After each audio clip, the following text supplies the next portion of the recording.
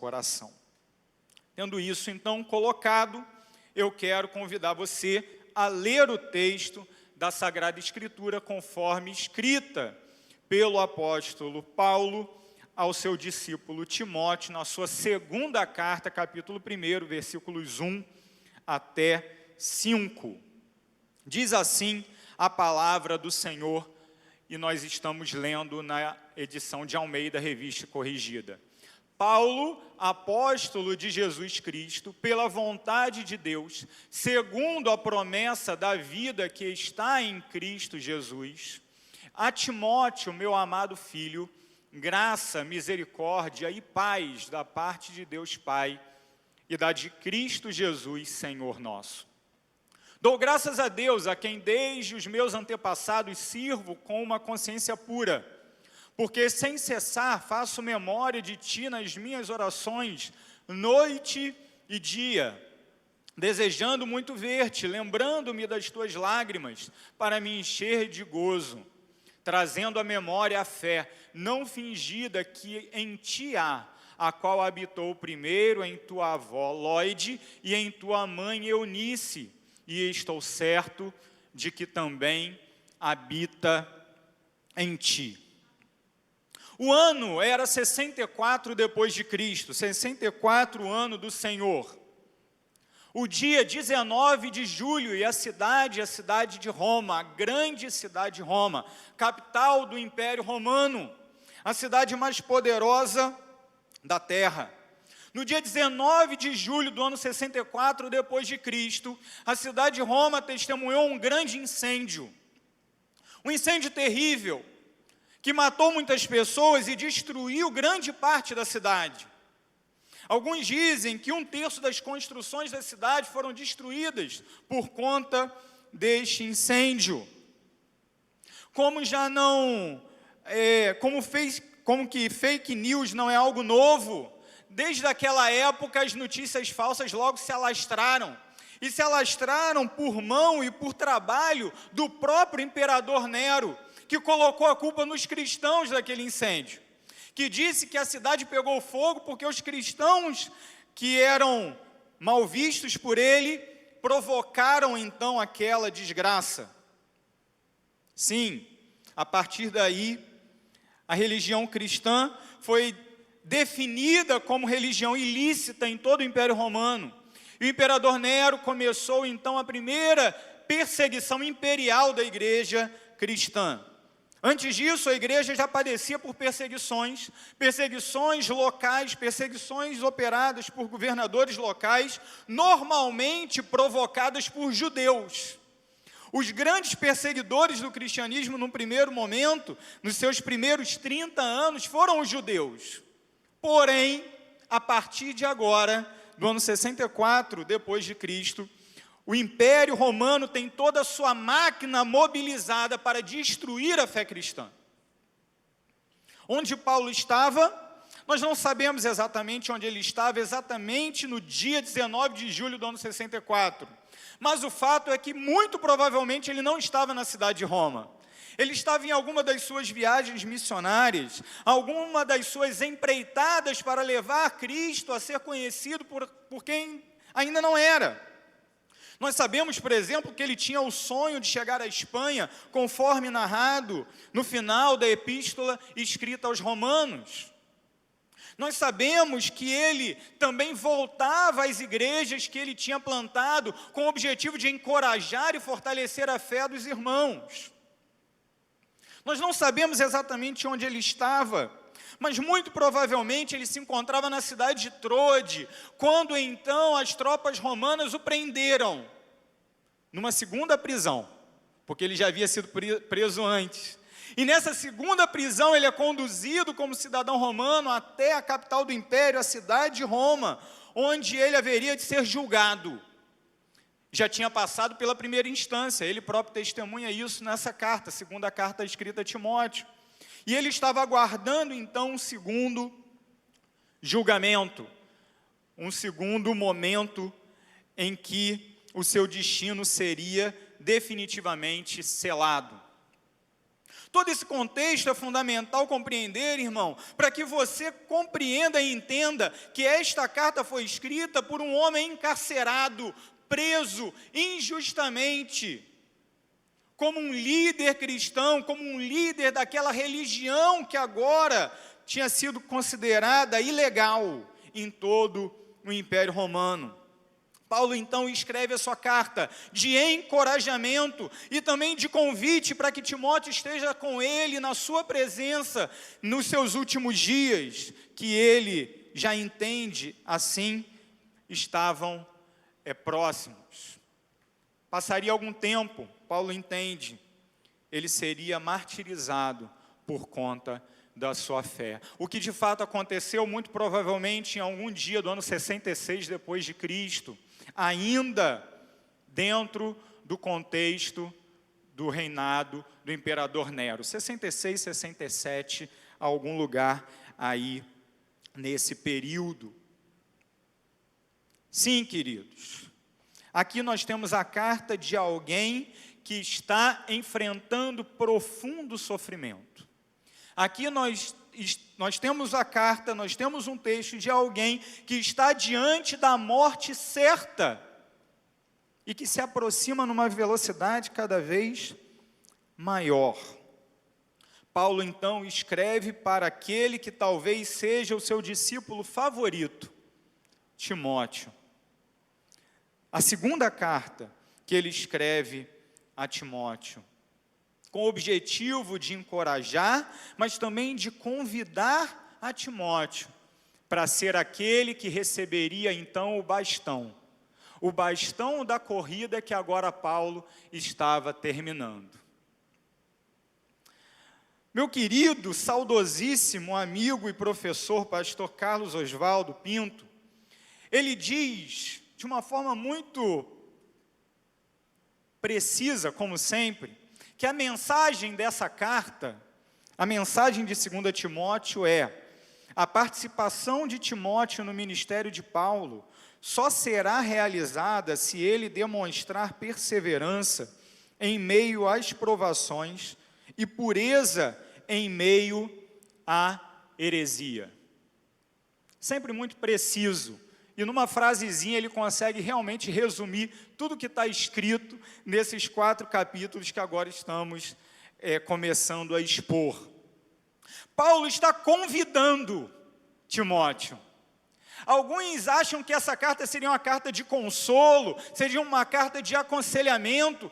Tudo isso está presente, mas muito mais do que isso, Paulo está dizendo: Timóteo, vem, porque agora o bastão é teu.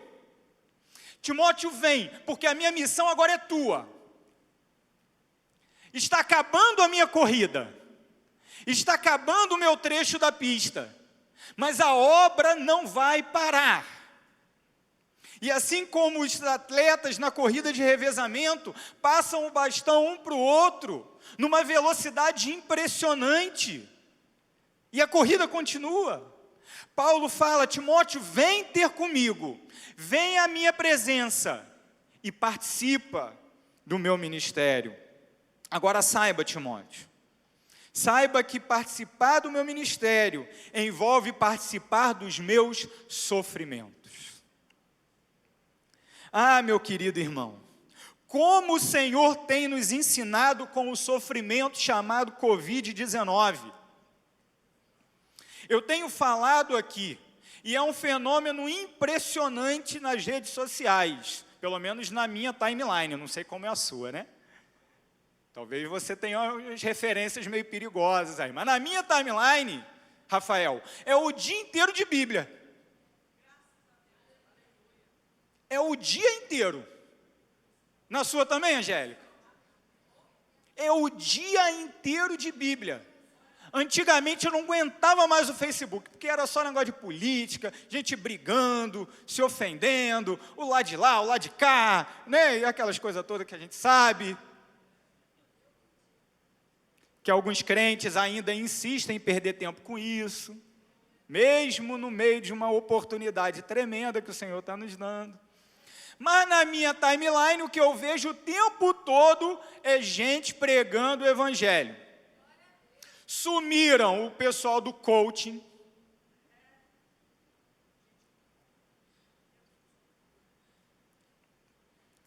Estou aqui guardando os adjetivos. Sumiu o pessoal da prosperidade. Ô cambada. Sumiu o pessoal da teologia da missão integral. Sumiu o pessoal da teologia liberal. Sumiram porque não tem resposta. A resposta está no Evangelho. E aí o crente agora está trancadão em casa, não tem o que fazer, né? Ele liga a live e prega o Evangelho. E o ímpio? O ímpio está chorando, meu amigo. Está chorando porque o seu negócio vai falir. Está chorando porque seus investimentos na bolsa desvalorizaram 40%. Está chorando porque, sei lá, por um monte de outro motivo. Porque está deprimido, né? O cara está deprimido. Eu não estou aqui falando que não existam pessoas verdadeiramente deprimidas. Mas tem gente que não tem o consolo do Senhor, então só lhe resta a depressão. Ele não tem mais nada. Ele não tem chão, ele não tem solo. E tem gente que está aí só chorando. E tem outros também que pecaminosamente estão falando, estou me dando bem, né? Afinal de contas está caindo na conta e eu não estou indo trabalhar. Também tem essas criaturas, né? Misericórdia. Mas o crente fiel, ele entende que é na tribulação que o Senhor nos dá as maiores oportunidades. Paulo estava preso, Paulo sabia que ele iria morrer, ele sabia que o dia da sua morte se aproximava, e o que ele diz? Timóteo, a corrida não pode parar, vem porque o bastão é teu. Vem e participa do meu ministério, vem e participa dos meus sofrimentos. Queridos, nós poderíamos falar muitas e muitas coisas de cada uma dessas palavrinhas aqui. E dá vontade de ir embora. Mas já me falaram que a live do Instagram só dura um pouquinho, eu tenho que acabar antes, então eu tenho que correr, né? Alguém já me falou ali que dura pouco. Então eu vou correr, infelizmente, mas vou desafiar você a estudar profundamente na sua casa, palavra após palavra. Na introdução aqui, na qual lemos e na qual já explicamos o contexto dessa passagem, nós vimos do versículo 1 até o versículo 5, duas coisas que sempre ocorrem em todas as epístolas de Paulo: saudação e ação de graças. Ainda aqui na introdução, tá, irmãos? Calma que ainda não chegou o primeiro ponto, não. Tem misericórdia de mim. Saudação e ação de graças. O que a gente tem na saudação? A gente tem de forma muito breve a apresentação de quem escreve e de quem está recebendo a carta. Quem escreve? Paulo. Quem Paulo é? Apóstolo de Cristo Jesus. Por quê? Porque ele quis? Porque ele se candidatou? Porque ele viu que era um bom negócio? Porque ele achou que ia dar dinheiro? Tem gente que quer dar uma de apóstolo aí hoje por causa disso, né? Apóstolos de mentirinha. Vigia com apóstolo, como diz o doutor Augusto Nicodemos, né? Apóstolo bom, apóstolo morto. Não tem nenhum vivo. Os apóstolos de verdade todos já morreram. Então entenda o seguinte: o apóstolo Paulo, ele só foi levantado como apóstolo porque o Senhor assim determinou. Porque Deus assim decretou, tirando ele daquela posição de perseguidor da igreja e levando-o até uma posição de um enviado para pregar o evangelho. A quem ele escreve? Escreve a Timóteo, a quem ele chama de meu amado filho. Não qualquer um, mas o meu filho amado. E o que ele deseja a Timóteo? Graça, misericórdia e paz da parte de Deus. Sim, aqui nós temos um pai na fé falando com o seu filho especial, com o seu filho querido, com o seu filho amado. E por isso ele pode dizer sobre Timóteo: dou graças a Deus por você, Timóteo. Lembro de você constantemente, Timóteo, porque o meu amor por você é profundo, e porque a tua fé é verdadeira. Ah, queridos, graças a Deus pelo YouTube, pelo Facebook, pelo Instagram, mas como eu gostaria de ter vocês todos aqui. Como eu gostaria de, ao invés de olhar para algumas poucas carinhas que aqui estão, poder olhar para aquelas milhares que normalmente aqui se reúnem. Como eu gostaria. Sabe por quê? Porque é bom demais a gente andar com o nosso irmão. É bom demais a gente andar uns com os outros. É bom demais a gente desfrutar de comunhão com gente fiel ao Senhor. Como é bom! E Paulo reconhece isso em Timóteo.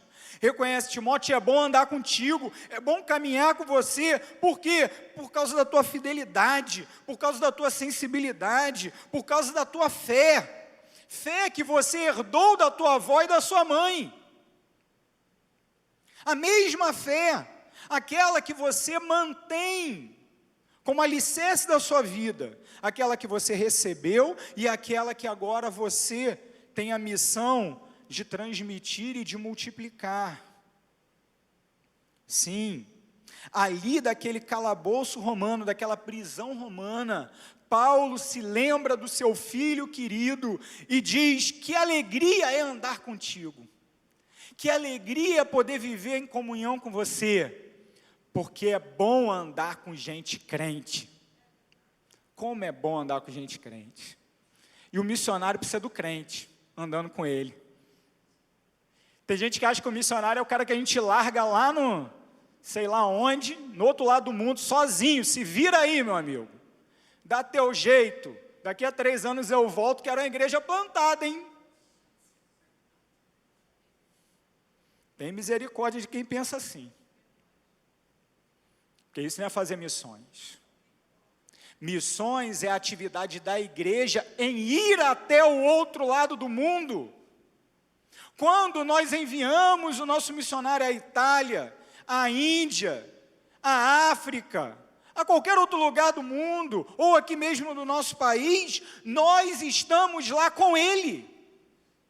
E nós precisamos ter a sensibilidade de dizer: meu amigo, é bom andar com você. Alguns que nós sequer podemos citar o nome aqui nas redes, mas que nós queremos dizer para esse irmão, talvez alguns estejam nos ouvindo agora: é bom andar com você. E eu espero que seja bom para você também andar com a gente. Sim, participar no ministério um do outro, participar no ministério da proclamação e da pregação do Evangelho de Jesus Cristo, envolve necessariamente o desfrutar de verdadeira e profunda comunhão. Perceba isso, irmão, porque eu estou apenas começando a explicar o texto, mas daqui a pouco a gente vai chegar no final. E quando a gente chegar no final, você vai ver que a comunhão começa e termina esse texto. Graças a Deus que eu sirvo com consciência limpa e pura e que eu posso andar com você, meu filho Timóteo. Agora, eu tenho alguns conselhos para te dar. Eu tenho um encorajamento a fazer. E a partir do encorajamento que o apóstolo Paulo faz a Timóteo, eu gostaria também de desafiar você nessa noite. Irmão, eu não me envergonho de dizer que eu estou seguindo estritamente o caminho que me foi ensinado pelo meu querido e saudoso professor Carlos Oswaldo Pinto, quando ele, no seu livro Foco e Desenvolvimento do Novo Testamento, a partir da página 454, ele traça o esboço da segunda carta de Paulo a Timóteo. E o que eu quero ensinar para você é a mesma coisa que Paulo procurou ensinar a Timóteo. para que possamos nos envolver juntos e avançar juntos e perseverar sempre como igreja na obra da proclamação do Evangelho de Cristo Jesus. É fundamental, em primeiro lugar, zelo, depois coragem e, por último, firmeza. Acompanhe comigo, então, o primeiro ponto, zelo, versículos 6 e 7. Por essa razão, torno a lembrar-lhe que mantenha viva a chama do dom de Deus que está em você mediante a imposição das minhas mãos. Pois Deus não nos deu espírito de covardia, mas de poder, de amor e de equilíbrio. O que está escrito aqui? Aqui nós temos um Paulo que louva a Deus pela existência de Timóteo, pela sua caminhada fiel ao Senhor, mas que também desafia o seu discípulo, lembrando: meu amigo, um dia eu impus as mãos sobre você. Você precisa andar em conformidade com o chamado que recebeu. Você precisa cuidar do teu chamado. Por isso, a primeira palavra e o primeiro ponto é zelo. Zelo. Deus deu a cada um de nós um dom. Deus deu a cada um de nós um chamado. O que nós estamos fazendo com o nosso chamado e com os nossos dons? Queridos, como é bom chegar aqui, neste lugar cedo, e ver que aqui tem tantos vocacionados do Senhor, agindo em fidelidade com relação ao seu ministério. Como é bom encontrar logo cedo, correndo de um lado para o outro, o Levi. Cadê o Levi? Está correndo aqui, como sempre. Como é bom encontrar o Levi. Como é bom encontrar ali na cabine, no vidro, o Rodrigo. Que servo fiel, querido. Conheço há pouco tempo, mas que alegria. Como eu posso reproduzir as palavras de Paulo em relação ao meu amigo Rodrigo? Depois de andar com ele nesses dias de quarentena. Que bênção! Como é bom ver os meus irmãos queridos da música aqui que não desistem nunca. Ai, Angélica, como a gente queria a orquestra toda, né? Que saudade daquela turma toda, mas a gente não pode. E o que a gente tem? A gente tem o seguinte, irmão, é mais gente se voluntariando do que a ministra chamando. Às vezes não é bem assim, né, irmã? Às vezes é o inverso. Mas é nesse momento de tribulação que a igreja está se apresentando e que as pessoas estão dizendo: eu estou aqui, eu tenho um chamado e eu vou cumprir. Ah, que privilégio, irmãos, um dia ter recebido um chamado. Timóteo um dia recebeu, e o que Paulo agora o desafia é: Timóteo, ande de forma coerente com o teu chamado. Os dias são maus, Timóteo. Eu estou aprisionado, Timóteo. A minha morte se aproxima. E da mesma forma como eu serei martirizado, é bem possível que daqui a algum tempo você também seja. O que está diante de nós como cristãos e como igreja do Senhor é que vamos sim sofrer por causa da fé. E temos que enfrentar isso de peito aberto e com coragem. Frente à tribulação, frente ao sofrimento, frente à ameaça, inclusive da própria vida, o que Paulo diz? Ah, vamos aí ter um politicamente correto, porque daí a gente talvez faça uma média aí com os romanos e no final a gente não seja morto. É isso que está escrito no teu versículo 7, Carlos Fernando? Tá não.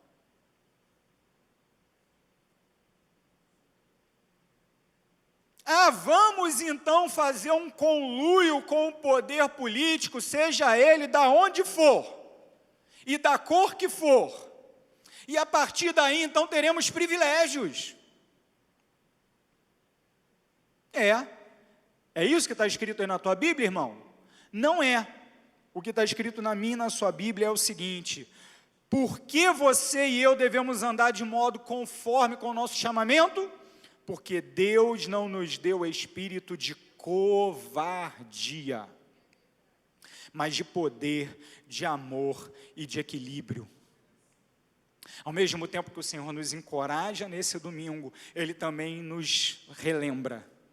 Deus não nos salvou, Deus não nos resgatou, Deus não enviou o seu Filho para morrer na cruz no nosso lugar, para a gente viver uma vida cristã medíocre, conforme de forma muito incisiva e propícia o nosso pastor nos desafiou nessa manhã. Nas palavras do apóstolo Paulo aqui, Deus não nos deu espírito de covardia, mas de poder, de amor e de equilíbrio, ou de moderação, dependendo aí da tua versão. Cuidar do teu chamado é jamais recuar. Cuidar da tua vocação, zelar pela tua vocação, é nunca olhar para trás. Como um dia foi escrito pelo compositor Adalto Lourenço: quem tem posto a mão no arado, não pode mais olhar para trás. Quem em Cristo põe a vida, não pode mais olhar para trás. Pois quem ao mestre deu a mão, trabalho certo e perto, tem serviço e profissão. Nós temos serviço, nós temos trabalho a fazer. E antes que a noite caia, a igreja precisa avançar, avançar, avançar, erguendo bem alto o pendão do rei. Sim. Primeiro ponto, zelo. Da mesma forma como Timóteo deveria zelar cuidadosamente pela sua vocação, sem jamais dar um passo atrás, eu e você somos chamados a, independente de onde estivermos, avançarmos no chamado que temos do Senhor. Se é cantar para pregar o Evangelho, cante através da música, pregue. Se é servir e entregar algo que alguém necessita, sirva, mas não deixe de proclamar a verdade da cruz. Não sei qual é o teu chamado. Louva a Deus, porque quando eu tinha 17 anos, o Senhor me mostrou qual era o meu. Já se vão mais, ou quase 20 anos, estou aqui fazendo a conta. A gente vai ficando velho, a gente tem que fazer conta. É isso, né? Tinha 17, agora tenho 37, então é isso mesmo.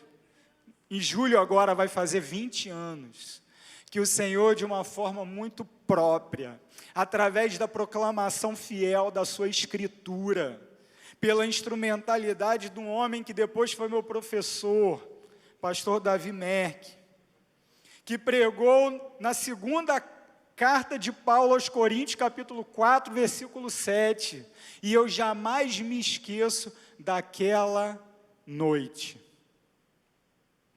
Através daquela palavra, o Senhor falou: eu quero você conduzindo o meu arado. Toma o arado nas tuas mãos e jamais olhe atrás. O chamado de Deus para mim e para a sua vida é esse: viva de forma coerente com o teu chamado. Segundo ponto, coragem. Primeiro ponto, zelo, cuide do teu chamado. Segundo ponto, coragem, fortalece-te no Senhor. Se aposse do poder de Deus. Existe um jargão que a gente não gosta muito de usar, porque ele normalmente é um jargão pentecostal, né? E a gente é crente batistão, Então a gente não gosta de usar. Mas em alguns momentos a gente pode. Alguns, cuidado, vigia. Vigia também é jargão pentecostal, né? Presta atenção. Os nossos irmãos dizem, toma posse, não dizem? Toma posse. Alguns tentam tomar posse do que não é seu e nunca será, né? De bênçãos que Deus não prometeu, né? De prosperidade, não pegar nem gripe. Se bem que agora o nosso medo é a gripe, né? Estamos fugindo igual os doidos da gripe. Isso Deus nunca prometeu mesmo, tá? Deus nunca prometeu que ia fazer todo crente um milionário, que ia fazer com que a gente nunca tivesse doença nenhuma. Isso aí Deus nunca prometeu. Então a gente não vai tomar posse daquilo que Deus não prometeu, certo? Certo. Mas Deus manda a gente tomar posse de algumas coisas, de algumas bênçãos que Ele adquiriu na cruz do Calvário e que Ele nos entrega no Evangelho. A bênção que Paulo aqui destaca é a habitação do Espírito Santo de Deus. Leia comigo do 8 ao 12, do versículo 8 até o versículo 12 do capítulo 1. Portanto, não se envergonhe de testemunhar do Senhor, nem de mim, que sou prisioneiro dele, mas suporte comigo os meus sofrimentos pelo Evangelho, segundo o poder de Deus que nos salvou. E nos chamou com uma santa vocação, não em virtude das nossas obras, mas por causa da sua própria determinação e graça. Esta graça nos foi dada em Cristo Jesus, desde os tempos eternos, sendo agora revelada pela manifestação de nosso Salvador Cristo Jesus. Ele tornou inoperante a morte e trouxe à luz a vida e a imortalidade por meio do Evangelho. Deste Evangelho fui constituído pregador, apóstolo e mestre. Por essa causa também sofro, mas não me envergonho, porque sei em quem tenho crido e estou bem certo de que Ele é poderoso para guardar o que lhe confiei até aquele dia. O que Paulo deseja com essas palavras escritas a Timóteo? Que Timóteo se associasse a ele nessa experiência do poder de Deus, de experimentar o poder de Deus mesmo no sofrimento. Aqueles que acompanharam a nossa série de Filipenses lembram que logo no início da carta aos Filipenses, Paulo, na sua primeira prisão, diz algo muito semelhante à igreja de Filipos. Mas agora ele retoma esse tema na sua despedida, na sua carta de despedida, ou sua última carta canônica. Timóteo, saiba que viver com Deus, e andar com Deus, e desfrutar da presença de Deus no sofrimento, é um privilégio. Se associe então comigo. Jamais se envergonhe, nem da fé, nem de mim. Jamais se envergonhe. Sim, Paulo, ele mesmo dá o exemplo, porque mesmo ali na tribulação, mesmo ali na dor, ele reconhece que o Senhor Jesus está presente com ele e que ele está conduzindo a sua história. Versículo 12, por essa causa também sofro. Por que causa? Aquilo que ele acabou de dizer no versículo anterior, por causa do sacrifício salvador, remidor de Jesus Cristo. Por causa da vitória de Jesus Cristo sobre a morte. Por causa da mensagem da boa nova de vida pelo seu sangue. Sim, essa é a mensagem que Paulo porta, essa é a mensagem que a igreja porta, essa é a mensagem que todos nós devemos conduzir e levar ao mundo. E então, se é essa mensagem, nós não podemos nos envergonhar, nós não podemos nos intimidar.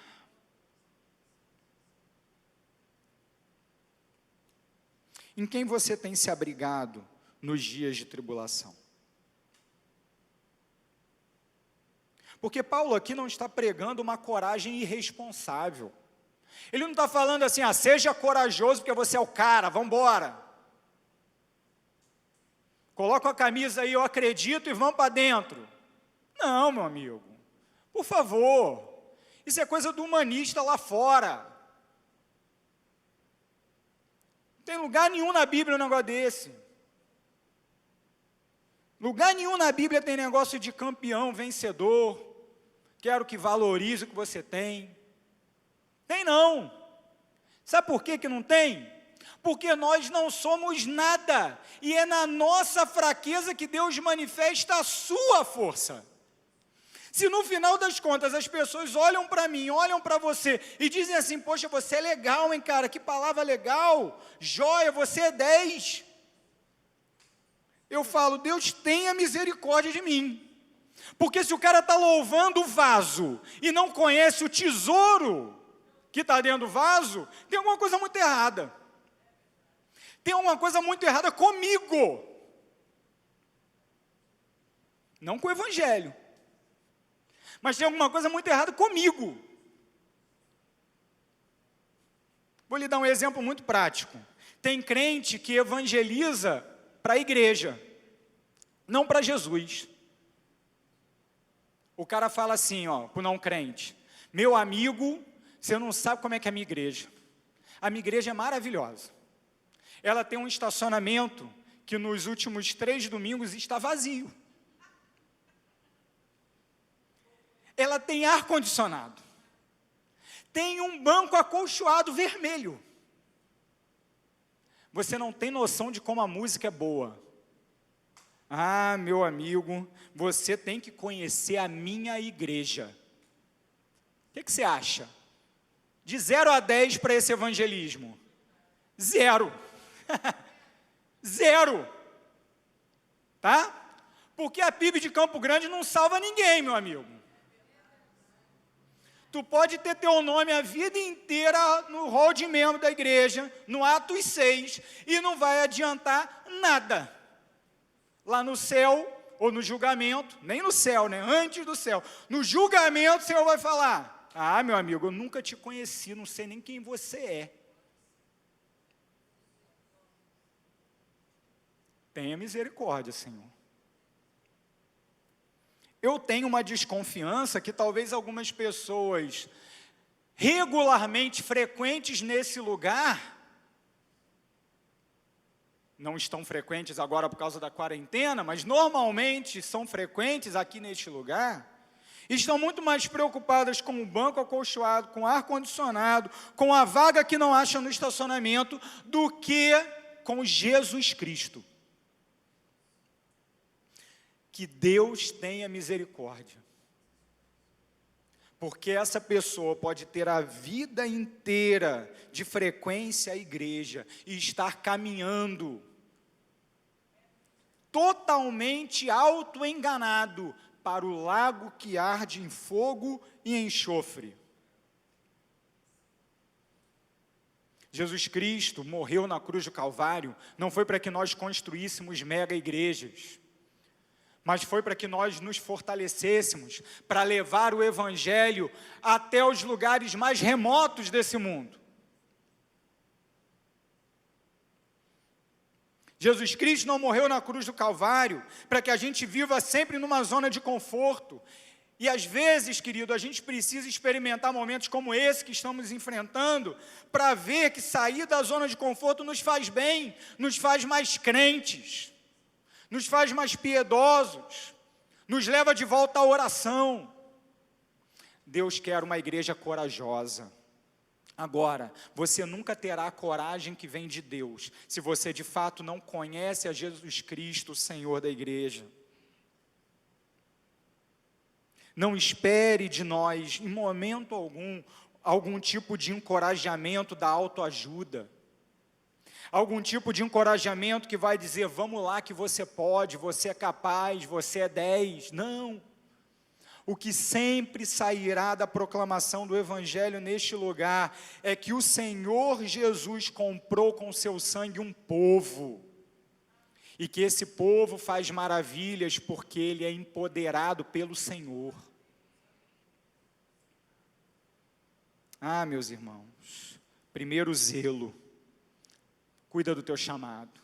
Segundo, coragem, lembra do Evangelho, que é o nosso motor, que é o que nos leva para frente. Em terceiro e último lugar, quantos minutos eu tenho no Instagram, não sei, Deus tem misericórdia, 10. Senhor, Deus tem misericórdia. Terceiro lugar, firmeza, Devi. Firmeza. Versículos 13 até o versículo 2 do capítulo 2. Retenha com fé e amor em Cristo Jesus o modelo da sã doutrina que você ouviu de mim.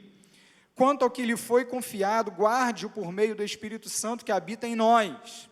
Você sabe que todos os da província da Ásia me abandonaram, inclusive Fígelo e Hermógenes. O Senhor conceda misericórdia à casa de Onesíforo, porque muitas vezes ele me reanimou e não se envergonhou por eu estar preso. Ao contrário, quando chegou a Roma, procurou-me diligentemente até me encontrar. Conceda-lhe o Senhor que naquele dia encontre misericórdia da parte do Senhor. Você sabe muito bem quantos serviços ele me prestou em Éfeso. Portanto, você, meu filho, fortifique-se na graça que há em Cristo Jesus. E as palavras que me ouviu dizer na presença de muitas testemunhas, confia-as a homens fiéis que sejam também capazes de ensinar outros. Senhor, como eu gostaria de ter mais uma hora só para esses versículos. Mas não tenho. Mas acompanhe comigo, por favor, versículo 13. Paulo se coloca como padrão. Aquilo que ele ensinou para Timóteo, aquilo que Paulo ensinou para Timóteo, era o padrão de doutrina que ele deveria seguir. Sim, não há missões sem doutrina. Sim, não há movimento da igreja sem doutrina. Por isso a gente lembra no mês de abril, do mês da escola bíblica, vem para a EBD, assiste a EBD, tem um monte de coisa no YouTube da EBD. Aprende a Bíblia, meu irmão, e lê a Bíblia, que é o mais importante. Sem Bíblia não tem alimento, sem Bíblia você morre de fome. Sim, a doutrina legada pelos apóstolos é a doutrina revelada na Sagrada Escritura, que eu e você temos acesso, que eu e você precisamos estudar e que precisamos nos submeter. Sã doutrina. Versículo 14, sim, doutrina é importante, mas a doutrina só vai trazer fruto se ela estiver movida pelo Santo Espírito. O poder que Timóteo deveria contar no seu ministério era o poder do Espírito Santo. O poder que a igreja conta para o seu ministério é o poder do Espírito Santo. Nós precisamos clamar pela ação do Santo Espírito, que o Santo Espírito nos traga verdadeiro avivamento. Não avivamento de barulho, não avivamento de circo, perdoem, mas avivamento de conversão, de quebrantamento e de missões. Dos versículos 15 até o versículo 18, Paulo então ajusta a perspectiva pela qual Timóteo deveria olhar a sua vida, olhar as circunstâncias. Sim, por qual lente você tem olhado as circunstâncias? Tem crente que olha o campo missionário romantizando. Tem crente que olha o ministério como se fosse uma coisa onde só tudo dá certo, onde tudo funciona, onde tudo é redondinho, né? É tão fácil quanto apertar o botãozinho aí da tua notificação. É tão fácil. Tá, apertei, agora estou assistindo o culto da PIB de Campo Grande. O ministério não é isso, querido. O teu chamado não é isso. Não é. Por favor. Entenda que Paulo faz questão de ajustar a perspectiva dos seus ouvintes, do seu leitor principal, Timóteo. E ele faz isso através de exemplos práticos. Quais são esses exemplos práticos? Em primeiro lugar, ele fala daqueles que o abandonaram. Versículo 15, Fígelo e Hermógenes. Paulo fala, esses homens, eles andaram comigo, eles viveram junto comigo, eles contribuíram no meu ministério, mas agora na hora que deu ruim, na hora que complicou, eles como a turma diz, meteram o pé. Vazaram, saíram fora e me abandonaram. Sim, não somente eles, mas todos os outros da província da Ásia me abandonaram. Sim, Timóteo, lembra que vai ter gente que vai te abandonar na hora do sufoco, na hora da dificuldade, na hora da tribulação. Mas lembra que também vai ter gente como Onesíforo, que vai continuar fiel e vai continuar andando do teu lado. Agora, não fique esperando sempre que vai ter alguém para te amparar e que tudo vai sempre dar certo, não. O teu poder está no Espírito Santo de Deus, que vai levantar pessoas como Onesíforo, mas que de vez em quando também vai permitir pessoas como Fígelo e Hermógenes. Ah, sim, Paulo ajusta a perspectiva para que eles compreendam, para que Timóteo compreenda que muitas vezes a dificuldade virá. E em último lugar, para a gente poder encerrar, eu falei que o texto começa com comunhão. Você leu aqui e acompanhou versículo 1 e 2 do capítulo 2. O texto que separamos para essa noite termina com comunhão. Paulo falou que o padrão é essa doutrina, que o poder é o Espírito Santo, que a perspectiva é que nem sempre tudo vai dar certo, mas que ainda assim você precisa ficar fiel. Mas existe um programa a seguir. Sim, Deus tem um currículo, Deus tem uma forma de agir, Deus tem uma forma pela qual Ele quer que nós trabalhemos no seu ministério. E qual é essa forma? Esses versículos eu preciso com cuidado. E é com eles que eu vou terminar. Portanto, você, meu filho, primeira pessoa que aparece aí nesses 2 versículos. Você, Timóteo, presta atenção, Timóteo. Você precisa se fortalecer na graça que há em Cristo Jesus. Tudo começa com a tua relação com Cristo. Tudo começa com o teu relacionamento com Deus. Tudo começa com a tua intimidade com Deus. Ande com Deus, Timóteo. Ande com Deus, meu irmão, aí na sua casa. Ande com Deus. Aí olha o versículo 2. E as palavras que me ouviu dizer, segunda pessoa, Paulo, aquele que disse as palavras que Timóteo ouviu. Interpretação de texto aqui, passo a passo. Primeira pessoa que aparece, quem é? Timóteo. Eu e você devemos nos fortalecer na graça de Deus.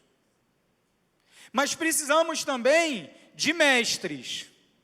Há um mestre nessa história. Quem é o mestre aqui? Paulo. Paulo ensina quem? Timóteo. Que deveria fazer o que com aquilo que aprendeu de Paulo? Olha, confia as palavras que de mim ouviu, a homens fiéis que sejam também capazes de ensinar a outros. Isso aqui, meu querido irmão, é simplesmente um programa de discipulado. Como o texto começou, Paulo dizendo para Timóteo, como é bom andar com você. Como o texto termina, Paulo dizendo a Timóteo, você vai ver que é muito bom andar com homens fiéis. Homens fiéis que serão aptos a ensinar outros homens fiéis. E outros, e outros, e outros, e outros, e outros, e agora estamos aqui 2020, Rua Ferreira Borges 54, dia 5 de abril de 2020, porque muitos homens fiéis passaram antes de nós. Passaram pelo circo e foram devorados por feras. Passaram pela fogueira, passaram pela forca, passaram por prisões, passaram por grilhões, passaram aqui no nosso Rio de Janeiro por apedrejamento, passaram por todo tipo de sofrimento por causa do Evangelho de Cristo Jesus. E agora nós estamos aqui, sendo chamados por Deus. Em primeiro lugar, cuidar do nosso chamado. Em segundo lugar, jamais esmorecer e sempre andar corajosamente no Senhor. E em terceiro lugar, nos manter firmes no chamado que temos de Deus, a firmeza de que nós temos um padrão, um poder, uma perspectiva, mas principalmente o programa. Deus não nos chama para encher auditório. E essa é a boa notícia para dias de quarentena. Deus nos chama para fazer discípulos. E isso aí você pode fazer da sua casa pelo Skype, pelo WhatsApp, pelo Zoom, ou seja qual for a tua ferramenta preferida. Eu não estou aqui para fazer propaganda de ninguém. Estou aqui simplesmente para te lembrar, e para lembrar a mim mesmo, que o meu chamado, o teu chamado, é com os nossos dons e o nosso chamamento, fazer discípulo de Jesus de todas as nações, até que Ele venha. Vamos orar. Se você, meu querido irmão, meu amigo, entendeu essa mensagem, eu convido você a curvar a sua cabeça aí na sua casa. Se você, meu amigo, tem vivido uma vida de profundo vazio de propósito, você não sabe para que existe. Você é levado de notícia a notícia, de fake news a fake news, de propaganda em propaganda, e você não entendeu ainda qual é o propósito da tua vida, qual é o teu chamado. O Santo Espírito talvez esteja fazendo uma obra na tua vida, te convencendo do pecado, da justiça e do juízo, produzindo vida onde antes só havia morte. Se essa é a tua experiência, querido, nós também queremos te conhecer. Temos aí o e-mail, temos os contatos dos pastores. Fala com a gente quer orar por você. E que nessa oração, você possa agora curvar a sua cabeça, e que nessa oração também seja um momento do teu encontro com o Senhor. Ah, Deus, por favor,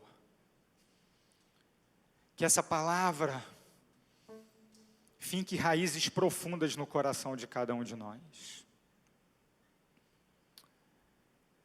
Ah, Deus, nós queremos participar do chamado missionário que o Senhor legou à sua igreja, com zelo, com coragem, com firmeza.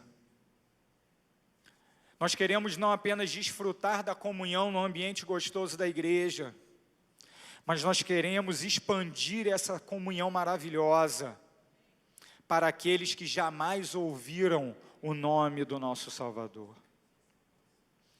Ah, Deus, quebra nos nossos corações qualquer tipo de barreira. Que nós não possamos olhar para seja lá quem for e dizer, para esse não. A esse eu não chego. Junto desse eu não ando. Tem misericórdia de nós, ó Deus. Quebra qualquer barreira. Que da mesma forma que o Senhor Jesus nos amou sendo teus inimigos, que amemos uns aos outros e que dessa maneira o mundo possa ver a glória do teu Evangelho. Ah, Deus, nos dá coragem, intrepidez, ousadia, para ir até aqueles que nos lançam pedras, para ir até aqueles que nos caluniam, para ir até aqueles que estão amarrados, ó Deus, pelas crenças do mundo, pelas crenças humanistas, pelas ideologias. Que em nome de Jesus tenhamos a coragem de proclamar Cristo morto e ressuscitado. Ah, Deus, que a nossa bandeira seja a cruz. Senhor, eu também quero orar agora por aqueles que, ouvindo essa palavra, jamais se curvaram a Cristo Jesus como seu Senhor e Salvador. Que em nome de Jesus, através dessa palavra, o Senhor dê a essas pessoas um propósito de vida, o propósito de ser um verdadeiro adorador do Senhor, que te adora em espírito e em verdade. E que para isso essa pessoa possa se arrepender nessa hora do seu pecado. E possa confessar com a sua boca e com o seu coração crer que Jesus Cristo é Senhor e Salvador da sua vida. Amém. Deus, por favor, que o teu Santo Espírito quebrante os corações, Que o teu Santo Espírito transforme vidas nessa hora, onde essa palavra chegar. Deus, por favor, tem misericórdia de nós. Como nós precisamos melhorar. Como nós precisamos de mais zelo, mais coragem e mais firmeza. Fortalece a tua igreja. Em nome de Jesus, traz vida nova ao povo que se reúne aqui neste lugar. E que agora, nesse momento, está espalhado em vários lugares. Ah, Deus, por favor, vivifica a tua igreja, para a glória do teu nome. E para que Jesus Cristo seja conhecido, onde Ele ainda não o foi. Essa é a nossa oração. E a fazemos em nome de Jesus. Amém.